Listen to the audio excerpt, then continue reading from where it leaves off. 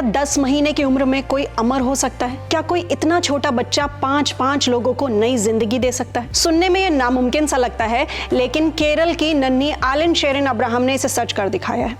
आलिन आज केरल की सबसे कम उम्र की ऑर्गन डोनर बन चुकी है, पर इस महान फैसले के पीछे एक पिता का वो संकल्प था जो उन्होंने सालों पहले कॉलेज लेक्चर के दौरान लिया था। आइए जानते हैं मानवता की इस अटूट मिसाल को। 5 फरवरी का दिन आलिन अपनी माँ और नाना नानी के साथ कार से जा रही थी, तभी सामने से आ रही एक कार ने उन्हें जोरदार टक्कर मार दी। ताज्जुब की बात यह थी कि आलिन के शरीर पर बाहर से एक खरोच तक नहीं आई थी, लेकिन अंदरूनी चोटें बहुत गंभीर थी। डॉक्टरों की तमाम कोशिशों के बाद भी उसे बचाया नहीं जा सका। 6 फरवरी को डॉक्टरों ने उसे ब्रेन डेड घोषित कर दिया। 1 साल से कम उम्र के बच्चों को ब्रेन डेड घोषित करने की प्रक्रिया बहुत मुश्किल भरी होती है, जिसमें लगभग 12 से 24 घंटे का समय लगता है। जब घर में मातम छाया था, तब पिता अरुण इब्राहिम को साल 2013 की एक बात याद आई।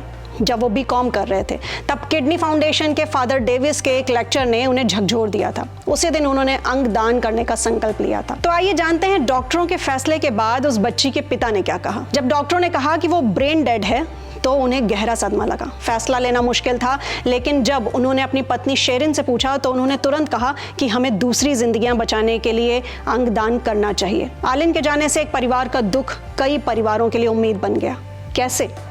बच्ची का लीवर 6 महीने की नन्ही ध्रिया को दिया गया, जो लीवर फेल्योर से जूझ रही थी। उसकी किडनी तिरुवनंतपुरम मेडिकल कॉलेज के एक 10 साल के बच्चे को डोनेट की गई।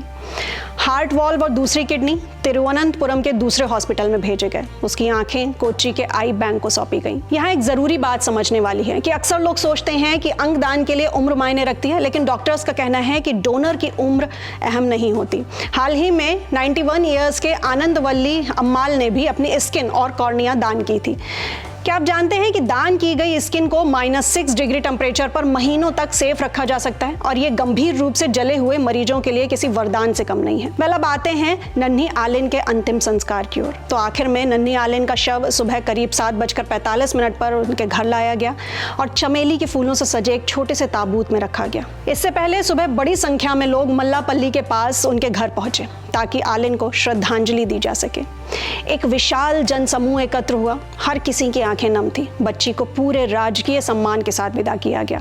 वहां आलिन के दादा रेजी सैमुअल ने एक ऐसी बात कही जो सबके दिल को छू गई। उन्होंने कहा कि दर्द तो है, लेकिन हमें संतोष है कि हमें 4 और बच्चे मिल गए। हमारी बच्ची 10 महीने के गर्भ में रही और 10 महीने धरती पर। वो अपना कर्तव्य पूरा करके लौट गई।